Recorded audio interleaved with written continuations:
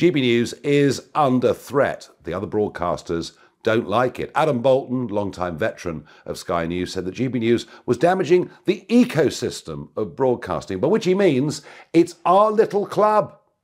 And we don't question climate change or mass immigration. We thought EU membership was wonderful. How dare you come along and give us a hard time? Now, the problems are getting very, very real. The industry is regulated by Ofcom. They have decided to put my programme under investigation on the basis they say that I'm a politician. Well, you know what? Even I'm a celebrity, get me out of here. Had me as an ex-politician. I am not actively involved in politics at all, but they don't like it. And some more of the great and the good are hosting a conference in Sheffield. Have a look at this. I mean, it's absolutely bizarre. They're saying that GB News is a threat to democracy, so it must be closed down. No sense of irony from these people whatsoever.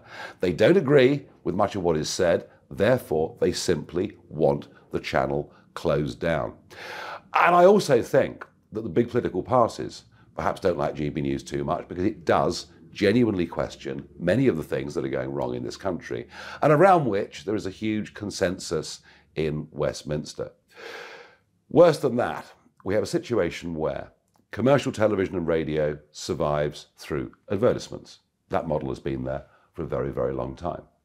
But there's an organisation called Stop Funding Hate who seem themselves to have quite a lot of money. And if anybody advertises on GB News, they will get dozens of emails every day from Stop Funding Hate saying you're funding a channel that is damaging democracy, you're funding a channel that is causing division. And frankly, you know, if you're a marketing officer for a holiday company and you're bombarded by a nicely aggressive emails, you probably think, you know what, we can't be bothered with this. So we're under assault from the regulator, we're under assault from the rest of the industry, we're under assault in terms of our advertising, without which keeping the channel going long term is not easy. But there's a reason, folks, why all this is happening. You won't really hear much about this, but here goes.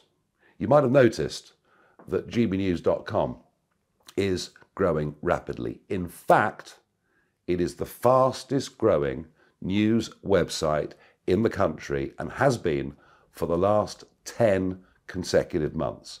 We are now the 12th most read news website in this country. And within a couple of weeks, I think we're going to be in the top 10. So they don't like the fact we're doing so well online.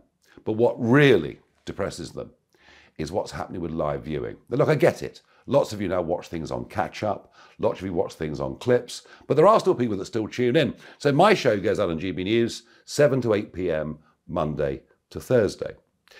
And if you look at these figures, these are the figures for the last week or so. And they will show you that my show every single night beats the BBC News channel. It beats Sky News. It beats what's left of Talk TV. In fact, on several of those evenings, if you add up all the other news channels, even together, their number is not as high as my show. And across the whole day, we had a period just gone where for 6 out of 8 days, the channel beat Sky News across the whole day. Our numbers are going up, both live, on catch-up, on YouTube, on all forms of social media. The industry now sees us as a threat. The political establishment see us as a challenge.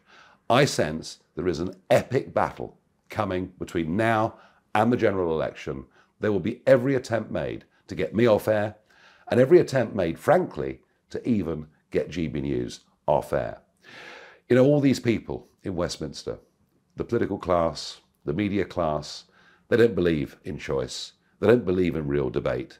They basically think that anybody with a different point of view should be cancelled and shut down. Well, let me assure you, we are going to fight like hell, and we're not going to let them win. And if you believe in free speech, open debate, where you hear both sides of an argument, please, please support us in whatever way you can at GB News, because we are under serious attack.